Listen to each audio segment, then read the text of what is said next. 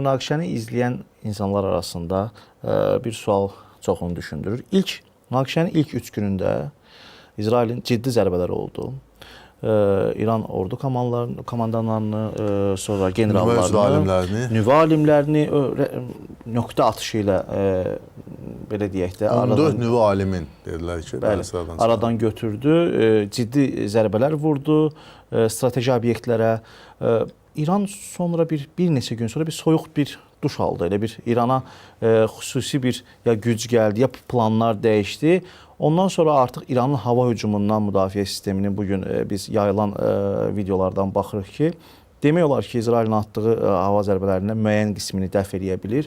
Əksinə olaraq F-35 vurublar. Bəli, hətta F-35-lərin də vurulmağından bağlı kadr var. Əksinə olaraq Dəmir Qübbədən isə artıq İsrail ərazisinə, hətta xəstəxananın özünə düşdü raketin Dəmir günbəzdir. Bəli, vurulur.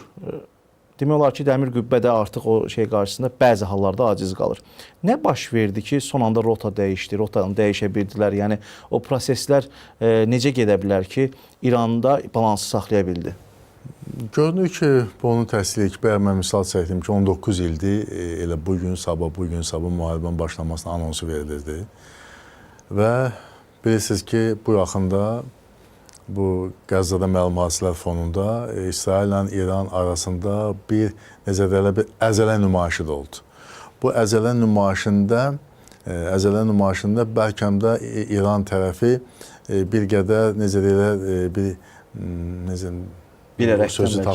bilərəkdən öz potensialını daha aşağı səviyyədə nümayiş etdirdi və kənar müşahidəsi bu qənaətə gəldi ki, İsrailin bu zərbələrinin qarşısında, raket zərbələrinin qarşısında, havadan zərbələr qarşısında İranın cavabı adekvat olmadı, yəni daha zəif göründü və belə bir fikirdə, daha çox ictimai fikirdə formalaşdı ki, İran zəifdir, çox zəifdir.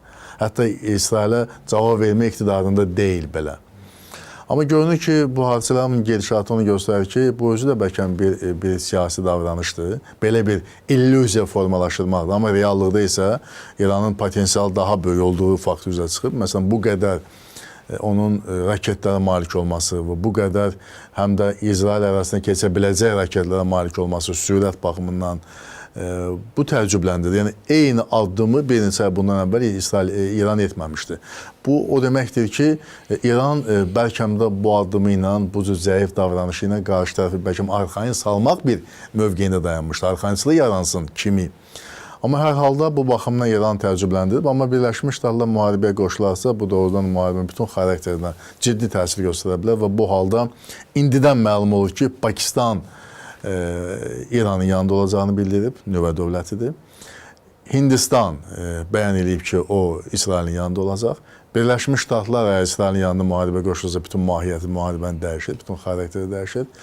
Və bütün bunlar onu göstərir ki, yaxın şərqdə proseslərin, bu gedən qorxulu proseslərin qarşısı alınmazsa, təsəvvür etdiyimizdən daha biz kataklizmlərin üzrə qala bilərik. Məsələn, bu şəhər atom elektrik stansiyası var. Kim təminat verir ki, həmin atom elektrik stansiyasına vurulmayacaq və ya bomba düşməyəcək və oradakı, deməli, o Çernobıl hadisəsi bizim üçün dərsdir. Çernobuldakı kimi orada sızmalar baş verməyəcək. Bu sızacağı təqdirdə, sızmalar olacağı təqdirdə region üçün hansı təhlükələr yaradır? Bunu düşünmək lazımdır.